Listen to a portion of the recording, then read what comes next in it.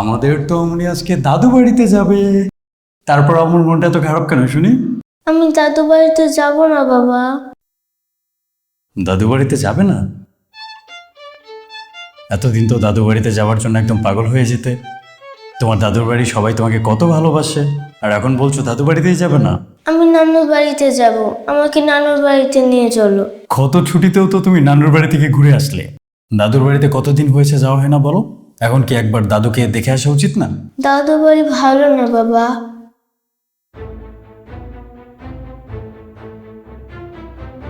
দাদুর বাড়ি ভালো না? দাদুর বাড়িতে কেউ কি তোমাকে কিছু বলেছে?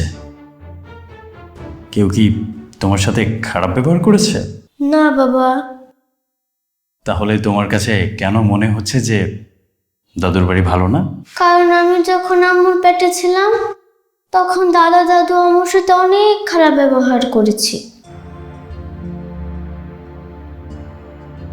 তোমার আম্মুর সাথে দাদুর বাড়ির লোকেরা খারাপ আচরণ করেছে? তোমাকে এই কথা কি বলেছে? আমি এসব বলতে চাই না বাবা। আমাকে যেই বলুক, তারা যে কাজটা করেছে এটা তো ভালো না, তাই না বাবা? আচ্ছা আম্মু, তোমাকে এই কথা কে বলেছে বলো তো? বলো আমাকে, কে বলেছে? আম্মুর সাথে খারাপ ব্যবহার করেছে আম্মুই তো বলবে, আর কে বলবে?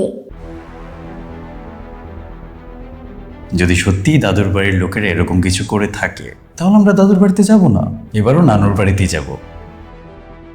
ঠিক আছে মা? ঠিক আছে বাবা।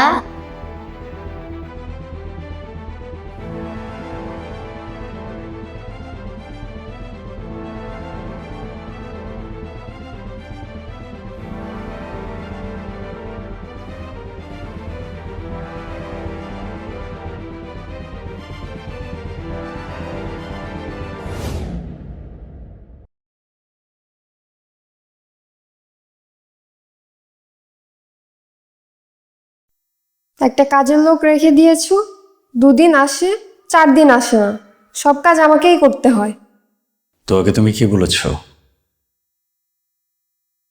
ওকে তো সারাদিনে 1000 রকমের কথা বলতে হয়। কি বলেছি জিজ্ঞেস করলে এখন কোনটা বলবো? ওকে তুমি ওর দাদুর বিষয়ে কি বলেছো? কি ব্যাপার, কথা বলছো না কেন? ওকে তুমি ওর দাদুর বাড়ির ব্যাপারে কি বলেছো? আমি তোমাকে কিছু জিজ্ঞেস করছি। ও কি তোমাকে কিছু বলেছে? ও আমাকে কি বলেছে সেটা তো ইম্পর্টেন্ট না, তুমি ওকে কি বলেছো সেটা আমি জানতে চাচ্ছি তোমার কাছে। যদি কিছু বলে থাকি সেটা তো ওর কাছেই শুনতে পেয়েছো। আর শোনার পর বিষয়টা আমার কাছে মোটেও ভালো লাগেনি। তুমি এমন একটা কথা কি একজন ছোট বাচ্চার কাছে বলতে পারো? তো এখন আর বাচ্চা নেই, ও যথেষ্ট বড় হয়েছে। আর এজন্যই তুমি ওর মনে বিষ ঢেলে যাচ্ছ। আমি ওর মনে বিষ ঢালছি? ছোট্ট একটা বাচ্চা, সে দাদুর বাড়িতে যাবে, নানুর বাড়িতে যাবে, সবার সাথে মিশবে, হাসবে, খেলবে। সেই বাচ্চাটাকে তুমি বোঝাচ্ছ দাদুর বাড়ি ভালো না নানুর বাড়ি ভালো? যে বাচ্চাটা কিনা কিছুদিন আগে অব্দি দাদুর বাড়িতে যাওয়ার জন্য পাগল হয়ে যেত, সে নাকি এখন দাদুর বাড়িতে যাবেই না। তারপরও তুমি বলছো তুমি ওর মনে বিষ ঢালোনি। যেটা সত্যি সেটা আমি ওকে বলেছি। কেন তুমিই বলো, আমি কি মিথ্যে কোনো কিছু বলেছি? যখন তোয়ামুনি আমার পেটে ছিল তখন তারা আমার সাথে কি ব্যবহারটাই না করেছে। তুমি তো চোখ বন্ধ করে তাদের সবাইকে বিশ্বাস করতে। তুমি তো ভাবতে তুমি না থাকলে তারা আমার খেয়াল রাখবে। রেখেছে না খেয়াল? তুমি থাকতে নিজের কাজ নিয়ে ব্যস্ত, আর তারা দিনের পর দিন আমার সাথে কি ব্যবহারটাই না করতো। গরম পানি নিয়ে সমস্যা, কাপড় ধোয়া নিয়ে সমস্যা, আমি ভালো কিছু খেতে চাইলে সেটা নিয়েও সমস্যা। কি কি নিয়ে সমস্যা হয়নি ও বাড়িতে বলতে পারো?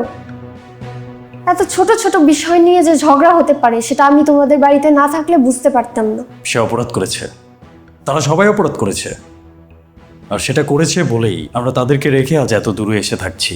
তারা তো তাদের শাস্তি পাচ্ছে। মা তো এখনো কান্নাকাটি করে।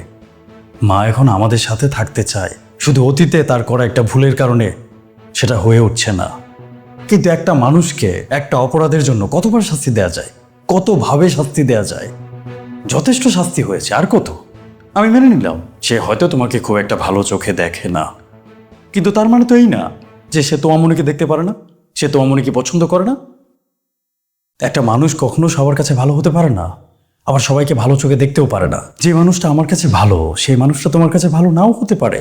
যে মানুষটা আমাকে অনেক বেশি ভালোবাসে সেই মানুষটাই তোমাকে ভালো নাও বাসতে পারে। হিউম্যান সাইকোলজি এভাবেই কাজ করে। তুমি আমাকে বলো, আমি জানতে চাই, আমি উত্তর চাচ্ছি। তো অমনির দাদু কি তো অমনিকে ভালোবাসে না? তুমি জানো সে তো অমনিকে প্রচন্ড ভালোবাসে। হ্যাঁ জানি তো। তারপর ওর চোখে সেই মানুষগুলোকে খারাপ না বানালে কি হতো না? আমি একদমই কাউকে খারাপ বানাতে চাইনি, যেটা সত্যি আমি সেটাই বলেছি। কিন্তু এই সত্যিটাকে বোঝার জন্য ওকে একটু সময় দাও। তা না করে তুমি যদি ওর হয়ে সব ডিসিশন নিয়ে নাও, তাহলে ওর মাঝে কোনো দিন ডিসিশন নেওয়ার ক্ষমতা জন্মাবেই না। কোনটা ভালো কোনটা মন্দ সেটা ওর চোখ দিয়ে দেখতে দাও। তুমি কেন বিচার করে দিচ্ছ? কেন বারবার ভুলে যাচ্ছ যে ও এখনো ছোট্ট বাচ্চা? ওকে যা বলা হবে ও সেটাই বিশ্বাস করবে। ওকে যদি বলা হয় পৃথিবীর বাইরে আরও কয়েকটা পৃথিবী আছে যেখানে মানুষ বাস করে, ও সেটাই বিশ্বাস করে নেবে। ওকে যদি বলা হয় আমাদের দেশের আশেপাশে এমন অনেক দেশ আছে যেখানে মানুষদের ডানা আছে, মানুষের আকাশে উড়ে বেড়ায়, ও সেটাও বিশ্বাস করে নেবে। ওর মনটা এখনো কাঁচা মাটির মতো, সেটাকে তুমি নষ্ট করো না। এত ছোটবেলায় তুমি যদি ওকে বোঝাও যে এ ভালো না ও ভালো না, তাহলে তো ওর মনের মাঝে ঘৃণা জন্মাবে। ও ঘৃণা নিয়ে বড় হয়ে উঠবে। আর একটা বাচ্চা যখন মনের মাঝে ঘৃণা নিয়ে বের উঠবে না, সে যে শুধু স্পেসিফিক 2-4 জন মানুষকে ঘৃণা করবে এমনটা কিন্তু না।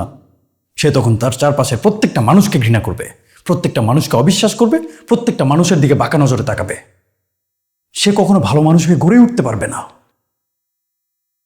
পুরো পৃথিবীটাকে ঘৃণার নজরে দেখবে। আর এমনটা যদি একবার হয়ে যায়, আমরা তখন এটাকে আটকাতে পারবো না। আমরা ওর বাবা মা, এটা আমাদেরই দায়িত্ব যেন ও পুরো পৃথিবীটাকে খোলা নজরে দেখতে পারে, নিজের চোখ দিয়ে, তোমার কথার উপর ভিত্তি করে নয়। ঠিক আছে, আমি ওকে বলে দিব যে ওর দাদুর বাড়ির লোকেরা এরকম কিছু করেনি। আমি ওকে বানিয়ে বানিয়ে বলেছি। না, আমি সেটাও চাই না।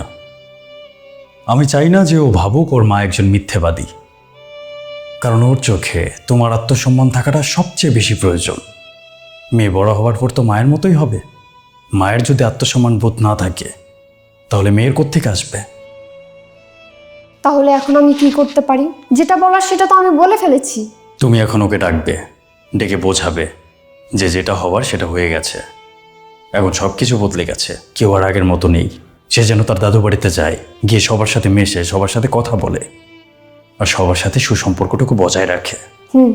ঠিক আছে, আমি ওকে বলে দিব।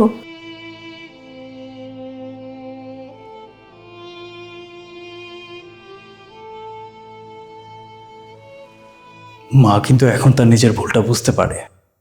তোমার সাথে যেটা করেছে সেটা যে ঠিক করেনি সেটা উপলব্ধি করতে পারে। শুধু মা না, ওই বাড়ির প্রত্যেকটা মানুষ এখন তাদের কাজের জন্য অনুতপ্ত। তোমার উচিত হবে এখন তাদেরকে ক্ষমা করে দেয়া। বয়স হলে সবাই নিজের ভুল বুঝতে পারে।